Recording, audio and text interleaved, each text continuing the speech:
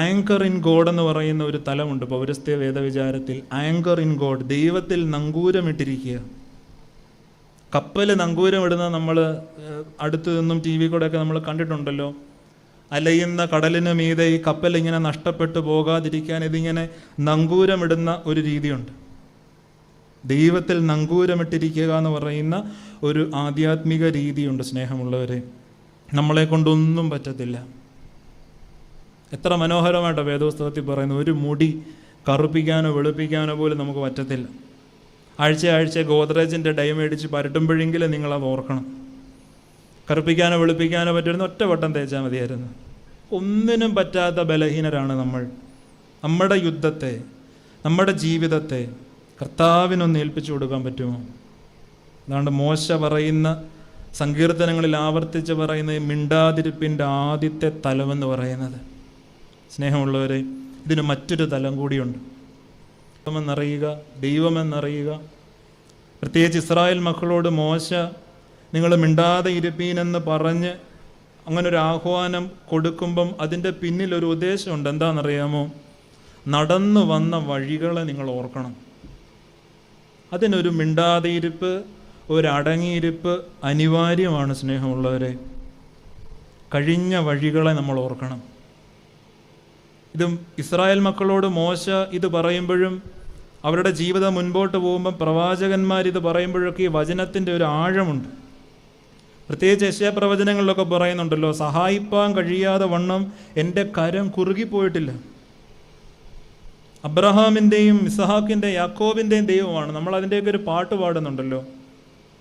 സ്നേഹമുള്ളവരെ, വന്ന വഴികൾ കർത്താവ് ഇതുവരെ എന്നെ എങ്ങനെ നടത്തി, ആ കടന്നു വന്ന വഴികളെ ഓർത്താൽ തന്നെ മുൻപോട്ടുള്ള ജീവിതം ഓടിക്കാനുള്ള ഒരു കൃപയും ഇന്ധനവും നമുക്ക് കിട്ടും. നിശ്ചയമായിട്ടും കിട്ടും. നമ്മളൊക്കെ ഇങ്ങനെ തകർന്ന് വിഷമിച്ചിരിക്കുമ്പോൾ കൂട്ടുകാരൊക്കെ വന്നിങ്ങനെ പറയാറില്ലടാ, വിഷമിക്കാതെ, നീ ഇത്രയൊക്കെ നീ തരണം ചെയ്ത് വന്ന ആളല്ലേ, ഇത്രയൊക്കെ കടന്നു വന്ന ആളല്ലേ നീ.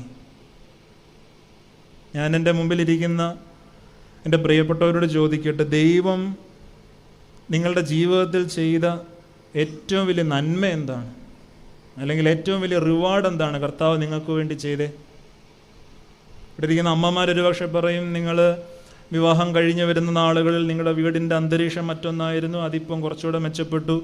അപ്പന്മാർക്ക് മറ്റൊരു കഥയാവും. 10-30 വർഷം ഗൾഫിൽ ജീവിച്ചതിൻ്റെയും ദൈവം നടത്തിയതിൻ്റെ ഒക്കെ കഥകളാണ്. എല്ലാ കഥകളുടെയും ഭാണ്ഡം അഴിക്കുന്നതിന് മുൻപ് ദൈവം ജീവിതത്തിൽ ചെയ്ത ഏറ്റവും വലിയ നന്മ എന്താണെന്നറിയാമോ? ഓരോ പ്രഭാതത്തിലും നിങ്ങൾ കണ്ണ് തുറന്ന് എഴുന്നേൽക്കുമ്പം പരസഹായമില്ലാതെ നിങ്ങളുടെ കാലുകൾ കട്ടിലിൽ നിന്ന് താഴെ വെക്കാൻ നിങ്ങൾക്ക് പറ്റുന്നുണ്ടോ?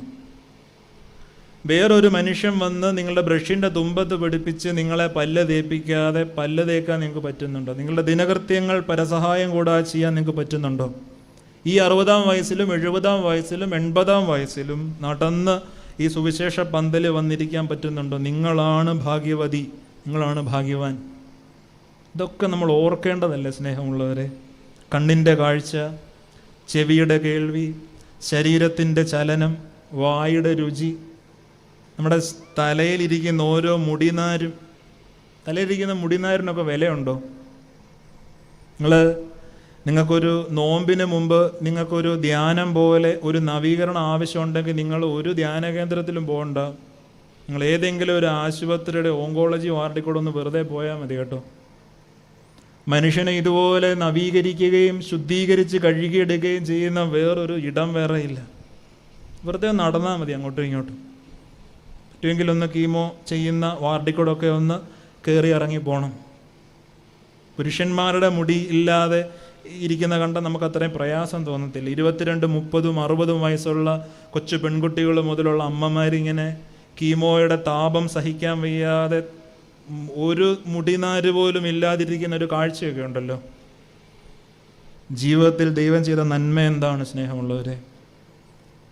ഈ ഒരു സമയത്തൊക്കെ നമ്മുടെ പുരോഹിതരുടെ അടുത്തൊക്കെ വരുന്ന പ്രാർത്ഥനാ വിഷയങ്ങളിൽ ഒന്നാണല്ലോ, മകന് ഇംഗ്ലണ്ടിലേക്ക് വിസ വേണം, UK-യിലേക്ക് വിസ വേണം. ഇപ്പോൾ UK-യുടെ എല്ലാം കഴിഞ്ഞ് ഓസ്ട്രേലിയയിലോട്ട് വിസ വേണം. എന്നിട്ടത് കിട്ടാത്തപ്പം പരാതിയായി, പരിഭ്രമമായി, വിഷമമായി. ഈ ഹൈപ്പർ ആക്ടിവിറ്റിയും ഓട്ടിസവും ഡൗൺ സിൻഡ്രോമും ഒക്കെയുള്ള കുഞ്ഞുങ്ങളെ നിങ്ങൾ കണ്ടിട്ടുണ്ടോ? നമ്മുടെ ഇടയ്ക്കൊക്കെ നമ്മൾ കാണുന്നതാണ് ഇങ്ങനത്തെ മക്കളെയൊക്കെ. ആ മക്കളെക്കാട്ടിലും ഈ മക്കളെ പിടിച്ചുകൊണ്ട് നടക്കുന്ന അപ്പനെ അമ്മയെ നിങ്ങൾ കണ്ടിട്ടുണ്ടോ? ജീവിതം അത്ര നിസ്സാരമല്ല ഒരു മനുഷ്യർക്കും. പ്രത്യേകിച്ച് ഹൈപ്പർ ആക്ടിവിറ്റി ഉള്ള മക്കളെ വളർത്തുന്ന പോറ്റിക്കൊണ്ട് വരുന്ന അപ്പൻ്റെ അമ്മയുടെയൊക്കെ ജീവിതം ഒന്ന് ചിന്തിക്കുന്നത് നല്ലതാണ്. ഇടയ്ക്കൊക്കെ ഒരൊറ്റ പ്രാർത്ഥനയുള്ളൂ അവർക്ക്, ഒരു ദിവസമെങ്കിലും ഈ പൈതലൊന്ന് അടങ്ങി ശാന്തമായിട്ടിരുന്നിരുന്നെങ്കിൽ. അവരുടെ പ്രാർത്ഥനയാണ് മക്കളെ പറ്റി.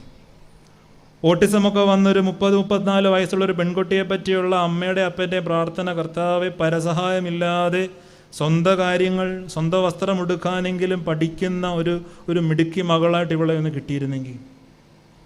നേരം വെളുക്കുമ്പം തൊട്ട് രാത്രി കണ്ണടയ്ക്കുന്നത് വരെയും പീലാത്തോസിൻ്റെ അരമന മുതൽ കാൽവറി വരെ കുരിശുമായിട്ട് നടക്കുന്ന മനുഷ്യർ നമുക്കിടയിലുണ്ട്. സ്നേഹമുള്ളവരെ, മരണത്തെ കൊതിക്കുന്ന മനുഷ്യരുണ്ട്. മരണത്തെ കൊതിക്കുന്ന മനുഷ്യർ, പല കാരണങ്ങൾ കൊണ്ടും തന്നെ മരണത്തിലേക്ക് നടക്കാതെ ഇങ്ങനെ പിടിച്ചു നിൽക്കുന്ന മനുഷ്യരാണ് ഇവരൊക്കെ. സ്നേഹമുള്ളവരെ, ജീവിതത്തിൽ ദൈവം ചെയ്ത നന്മകൾ, ഈ ചില സൈക്കോളജി ഡോക്ടർമാരൊക്കെ ഇങ്ങനെ അടുത്ത് വരുന്ന പേഷ്യൻസിന് ഒരു കൊച്ചു ഹോംവർക്ക് കൊടുക്കുമല്ലോ, നിരാശയാണെന്നൊക്കെ പറയുമ്പം നിങ്ങളുടെ ജീവിതത്തിലെ കൃപകൾ, നന്മകൾ ഇങ്ങനെ എഴുതിയിടാൻ.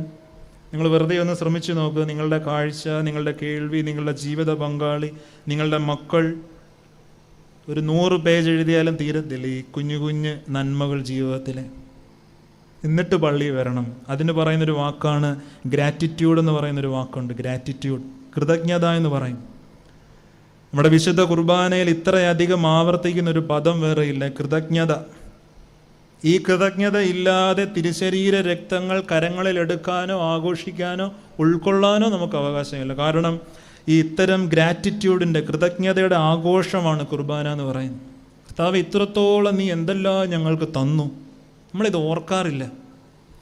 തലവേദന വരുന്നത് വരെ കഴുത്തിന് മുകളിൽ ഒരു തലയുണ്ടോ നമ്മൾ ചിന്തിക്കാറുണ്ടോ? തലവേദന വരുമ്പോഴാണ് നമ്മൾ ചിന്തിക്കുന്നത്. ഇതൊരു കൊട്ട ഒരു വേദന കിട്ടുമ്പോഴാണ് ഈ വക കാര്യങ്ങളിലേക്ക് നമ്മുടെ മനസ്സിങ്ങനെ പോകുന്നത്. സ്നേഹമുള്ളവരെ, മിണ്ടാതെ ഇരുന്ന് ഞാൻ ദൈവമെന്ന് അറിഞ്ഞുകൊള്ളുവീൻ എന്ന് പറഞ്ഞാൽ മിണ്ടാതിരിപ്പിൻ്റെ 1-ാം തലം അടങ്ങിയിരിപ്പാണ്. അതിൻ്റെ 2-ാം തലം ദൈവം ചെയ്ത നന്മകൾ ഓർക്കാനുള്ള സമയമാണ്. ഈ മിണ്ടാതിരിപ്പിൻ്റെ ഒരു 3-ാം തലമുണ്ട്. അക്ഷരാർത്ഥത്തിൽ മിണ്ടാതിരി